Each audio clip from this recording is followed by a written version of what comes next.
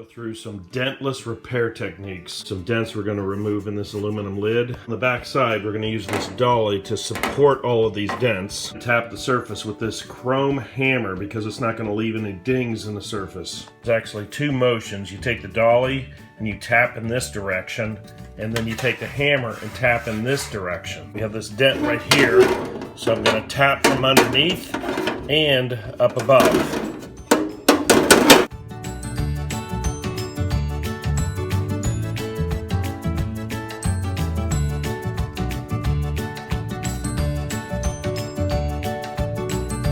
From the top and the bottom. Overall, you can see a lot of the dents are starting to disappear. You can see some right up in here. So we'll just do this exact same thing. You can see this edge is all wrinkled up. So we'll back it up with the dolly and tap it out.